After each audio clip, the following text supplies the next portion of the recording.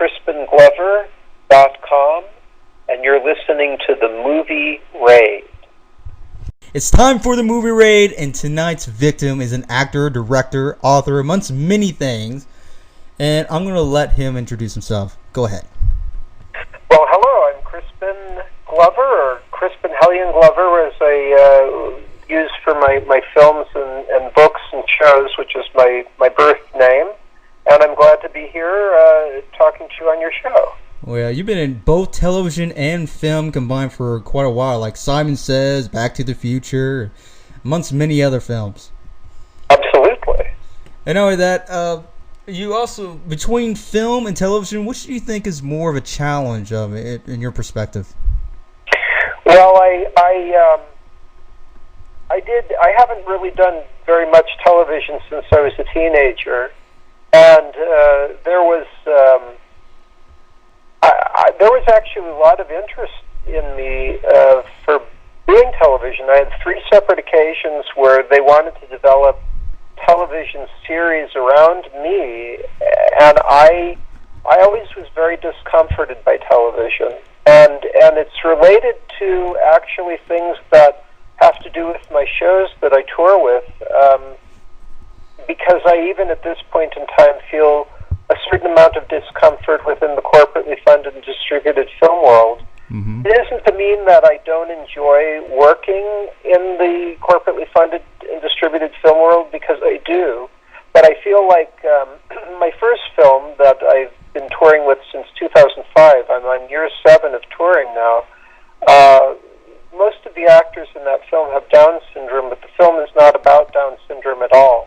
What it really is my psychological reaction to the corporate constraints that have happened in the last 30 years in corporately funded and distributed film, where anything that can possibly make an audience member uncomfortable is necessarily excised, or that film will not be corporately funded or distributed.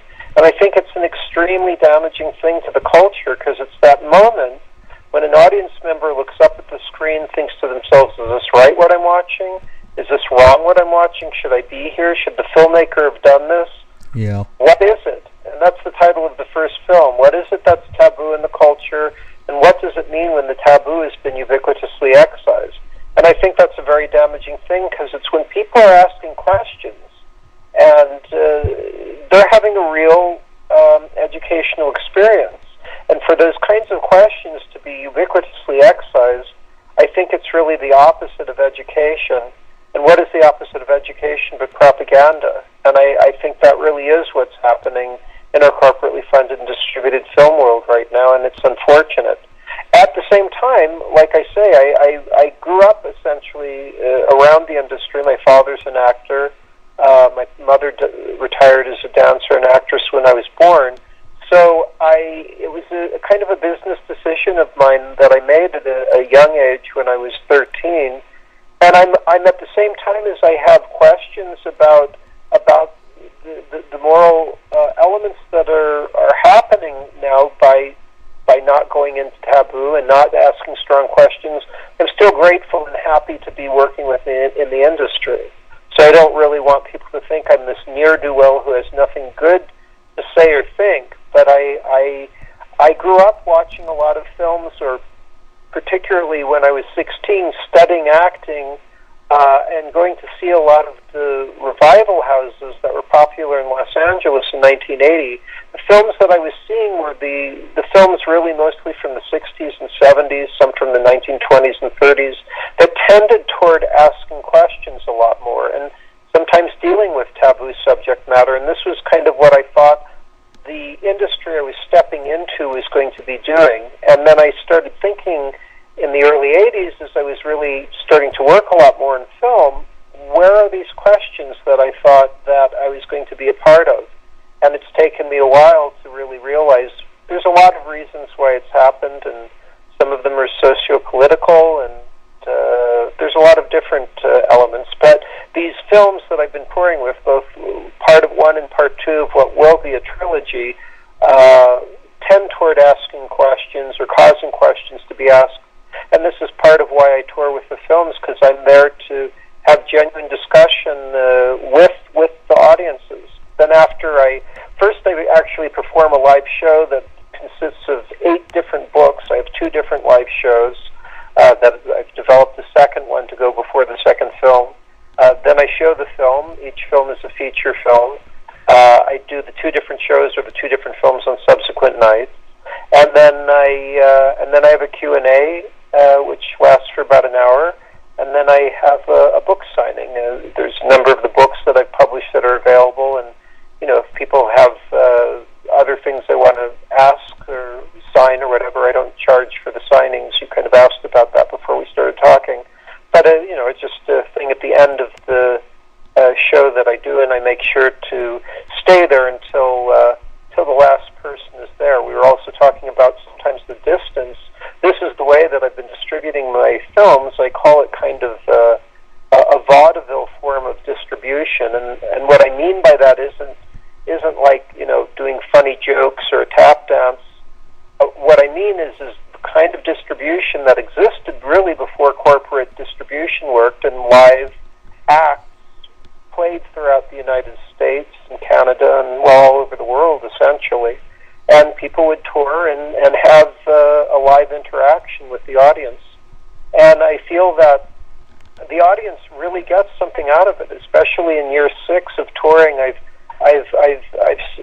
sincerely started to understand what that actually means to have that interaction, and how important that interaction is, and really how that's been missing in essentially the last at least 70 years of our kind of theatrical world, which has become much more encapsulated and separated by cinema being removed from that kind of interaction that people can really have with a live experience. Although cinema is a part of what I'm touring with, the live aspects are not to be underestimated. And like I started to say, sometimes people travel from far away. I would like to be where you are. I've been wanting to come to Missouri for a while. There's a particular venue I've been in contact with, and I'm going to contact them again, called the Ragtag Cinema. And you said it might be a bit far from where you are.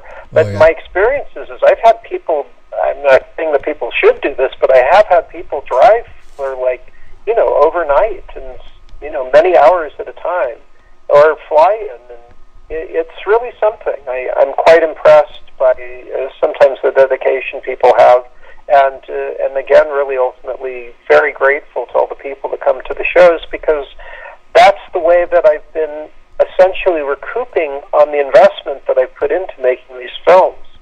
So I have a very personal relationship with the people that come to my shows, as opposed to the norm, which an actor or director has, which is a kind of a corporate shell that essentially has the onus of recoupment upon that corporate shell. And then an actor or director will do a few days of a junket, but I don't have that corporate shell, and so the people that are really repaying me for my investment are the people that come to my shows, and again, I'm genuinely grateful for it. Yeah, it's unfortunate you don't really see that type of commitment anymore, especially when they go to the theaters, and I mean the artists themselves go to the theaters. I know there's a lot of them that can't always do that. It's not their fault, because they're making another film, they're doing this film, doing this and this, but it's the unfortunate side, because the artists can't really connect with the fans that watch the film, and you kind of lose that. What I think is happening is just there's a corporatocracy essentially that is having strong influence on what the messages or non-messages are that are coming through in the film world, and there's a lot of bribery essentially that takes place, and so true thought or true questions are not really happening. And this is why I'm passionate about going around with my shows and films, because I don't really see any other way to get that kind of message out there other than by doing it on my own. No, I mean, you can't just stick it on TV and expect someone to say, "Oh, okay, I get it." No, you got to be there. Television would not would not distribute these movies. Like I say, these films deal with genuine questions, or another word for it, are things that would be considered taboo. Not only would television not corporately distribute it, nor would corporate film distribution companies. I mean, to be fair, there are smaller companies that would have distributed my films, but what that would have meant they would have released them theatrically in, say, LA, San Francisco, New York, Chicago, Seattle, and maybe one or two other cities, and then it would have gone out to DVD. But I was sincerely and am sincerely interested in bringing it out to places that are not normally where these kinds of films are distributed. And I've been all over the world and all over the country, and again, I'm on year 7, and I haven't gone everywhere that I intend to go.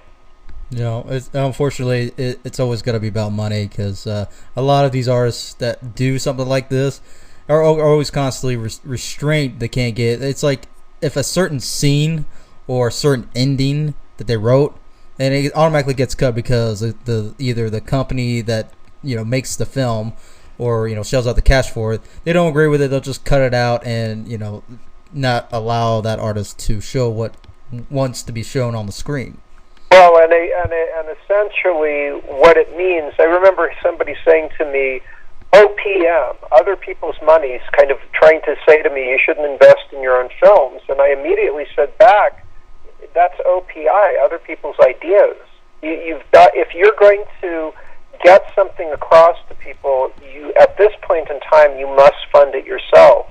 And at this point in time, you must distribute it yourself. If you're going to distribute or get funded by a corporate entity, you're going to be giving the ideas that are in the interests of those corporate entities. There's this new kind of movement that's come around, which I realize it's not exactly the same thing, but there is something related to what particularly my first film was reacting to. And mind you, the first film I started shooting in 1996, but I was reacting to something that was very specific, and this new movement is this Occupy movement. And I know sometimes there are people that don't like the sound of it, or it can mean a lot of different things. But what I am noticing that Occupy movement is doing that's related to what my first film is protesting, essentially, is this. From what I understand about the Occupy movement is that they are protesting that there has essentially become a legalized form of bribery wherein business interests, banking interests, are now essentially legally able to bribe government officials into doing their bidding, into doing what's in the best interest for the banking/corporate interests, and not for the people who the political elements are supposed to be there for. What I noticed with my own film, as I was expanding it from a short film into a feature film, is that really, in a related way, the corporate interests that are funding and distributing feature films are imposing what is in their best interest into what the messages of the films are about. And if there's anything that can really cause questions, that would ultimately cause an educated and thoughtful populace that would question corporations themselves, this is something that's excised or not funded and not distributed in film and television and media in general. And again, I think it's a very damaging thing, and that's essentially what my first film is protesting. The second film I didn't write, and there are related elements and taboo elements in the second film that are related to things about the first, but the second film was written by a man named Stephen C. Stewart, who'd been born with a severe case of cerebral palsy. He was very difficult to understand, and when his mother died when he was in his early 20s, he was put into a nursing home and essentially locked there for about 10 years. He didn't want to be there, and he couldn't get out. The people that were taking care of him that would derisively call him an MR, a mental retard, which isn't a nice thing to say to anybody, but Stephen C. Stewart, was of normal intelligence, and the emotional turmoil that he must have gone through for the decade that he was locked into that nursing home, I can't even begin to imagine. But when he got out, he wrote this screenplay, and it was written in the style of a 1970s TV murder mystery movie of the week, wherein he's a bad guy. And this was something that was really important to Steve. He was somebody that was he did have a disability, and this film is about a bad guy, a character that's a bad guy that has a disability, but the emphasis here is that he's a person with a disability as opposed to the emphasis on a disability. And a person can have dark thoughts.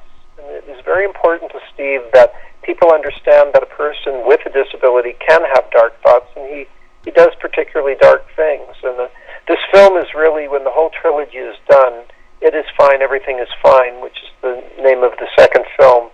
That will be the best film of the whole trilogy. But not only that, I feel like it'll probably be the best film I'll have anything to do with in my entire career. And it really essentially has to do with a kind of an emotional catharsis that happens with the Stephen C. Stewart character. But I don't mean to dismiss What Is It, because I'm very proud of that film for different reasons. It's just that this emotional catharsis I put on a very high level. But these films and live shows that I perform, which are from old books that I've taken from the 1800s and reworked and turned into different books, which are heavily illustrated. And these images of the books are projected behind me, and then I perform a 1-hour dramatic narration of these 8 different books. And I've been doing this quite a lot in the last 6 years, and it's become a very important thing for me to do.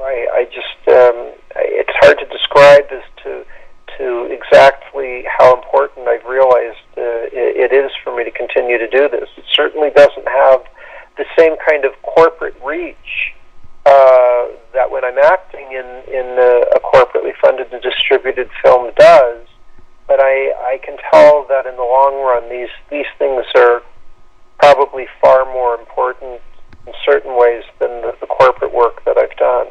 Mm-hmm. Would you also take this method towards music as well? Because you're also into recording music as well. Well, I recorded an album way back in 1988, and that was corporately released. Ultimately, it was recorded and produced by Barnes and Barnes, which I enjoyed making the record, and there was a concept behind it, and I'm proud of the record. Actually, strangely, I published my own books, and I first started publishing. The first book I published was back in 1988, called Rat Catching, and I published had the record album come through a corporation called Restless Records in 1989. At the time that I had sold approximately the same amount of books, which I'd self-published, as I had with the record, I bought in a lot more money from my books because I published it myself.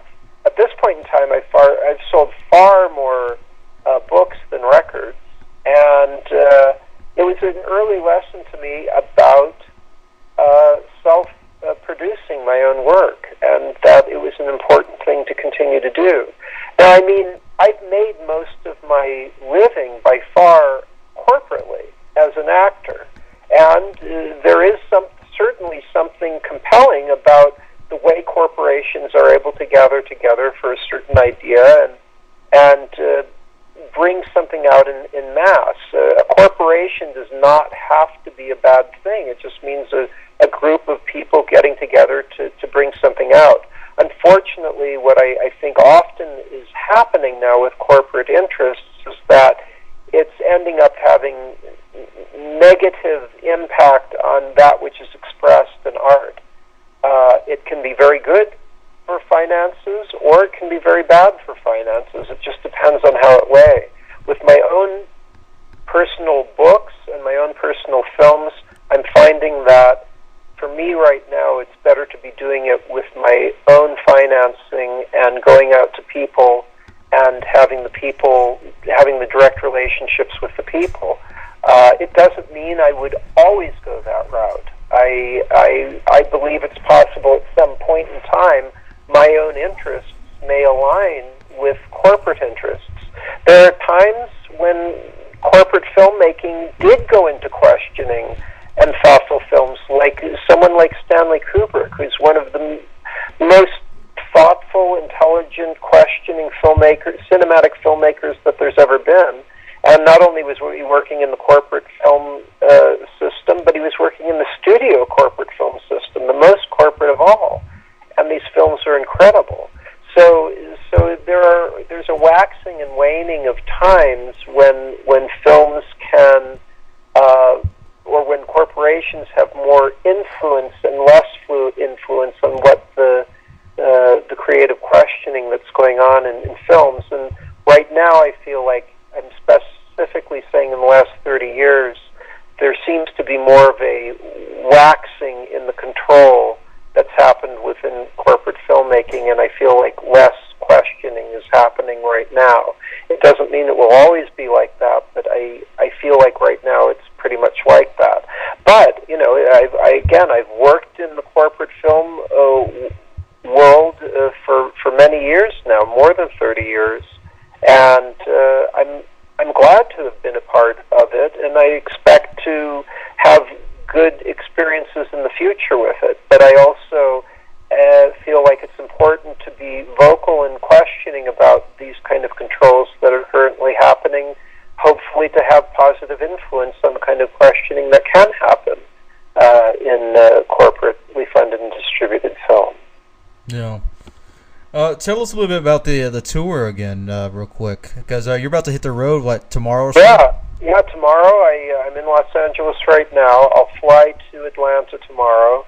I have 2 shows at the Plaza Theater, which I've been to before, in Atlanta. And then I fly the next day after that, which I believe is on Friday, to Pittsburgh. And I'll have a show in Pittsburgh on Friday and Saturday at the Andy Warhol Museum. Then I'll be back in Los Angeles for 4 days. Then I fly back out to Florida. I'll be in Jacksonville, Florida at the Sunray Theater. I may have one more additional venue, but I think about to book that. That's going to be in between a Florida show, or rather a Jacksonville show and an Orlando show. I'm going to have 2 shows in Orlando, Florida. I think it's on the one show in Jacksonville on the 22nd at the Enzian Theater. But I have more shows coming up after that. I'm going to have a show in Illinois at the Art Theater, which I haven't put up yet on CrispinGlover.com. This is really the best place for people to find out where my shows are by signing up on the newsletter. That will email them with where I'm going to be with what films. They can also just look, but if people really want to find out, because it can sometimes be, of course, years before I come to some place, they'll get a lot of emails. If they don't want to get so many emails, there's also an official Crispin Hellion Glover Facebook page, and there's a Crispin Glover Twitter, which also gives this information. I believe I may have a Toronto show coming up, and I may have a show in Copenhagen coming up. But that would be getting into the spring. I'm just kind of finishing up the winter tours now. I've really been touring quite a lot this last year, and, well, frankly, for the past 7 years, or 6 years at least. So, and then I try to organically work it in with acting in other people's films. But it's been increasing, actually, how much touring I've been doing. Yeah. Are you going to be doing some more directing in other films or like other genres, or are you pretty much sticking to this for the moment? Well, I acted in a film last year that was based on an Elmore Leonard novel called Freaky Deaky, and I'm assuming that's what they call an independent film, which those can take sometimes more than a year to actually come out. And we shot that last summer, but that could come out within about a year's time. Then I've been developing a screenplay for myself and my father to act in together.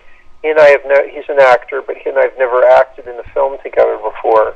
And this is what I've started building sets for our own property in the Czech Republic, where I've taken an old horse stables and made it into a place to build sets. And I'll be continuing to make films out there. It's an old chateau that was built in the 1600s, and next to it, that's which I purchased as well, and that's where I'll be continuing to make more of my own films.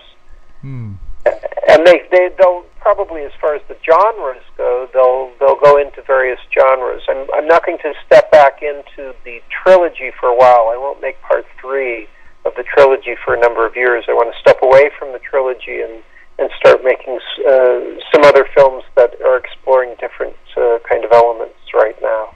Okay. I'll run out of time. How would you tell those are wanting to break into acting? I mean, it is 2012, and how would you tell these kids exactly how to do it in acting? Well, there's so many things to do. I was lucky in the fact that I had grown up in Los Angeles with parents that had come from an acting background, and it was something I decided to do at about specifically at age 13. I told my parents I wanted to get an agent. I had thought about it. I'd been thinking about it for a number of years before that. They had never pushed me into it, which is a good thing, because I think usually when children are pushed into acting, it can be very damaging. But once I told them that I was interested, they were supportive and helpful, which was also a good thing. In terms of corporate film work in the United States, for the most part, not always, but for the most part, it is pretty important to be in Los Angeles. There's second to that, of course, is New York, but even that's a pretty distant second. Now, there are other ways people have gotten into acting by producing and making their own films. And, of course, with the kind of digital elements that are going on, which has, film versus digital is a whole other conversation, but there are very positive aspects about what can go on with a far less expensive mode of movie making, and if somebody's genuinely talented in the acting world, in the filmmaking world, they can really do a lot on their own and get it out in a lot of different ways now, and get attention in a lot of different ways. Yeah. So those are interesting aspects that I think will probably come into play. But, again, I was talking about kind of corporate control, and it's something to contend with and something to be wary of. But my feeling is that there seem like there are plausibilities of people coming in with their own interests. I mean, it's got to be good, though. It's like they've really got to come up with stuff that is, true and organic and beautiful and thoughtful and has humor and drama and everything, And if somebody has that talent, there's no reason that they can't persevere. But it's still a struggle, no question, and there is competition, and there is a lot to deal with. It's not an easy ticket. It's if somebody's going to decide to do acting or filmmaking, they kind of have to really put everything in it. Everything.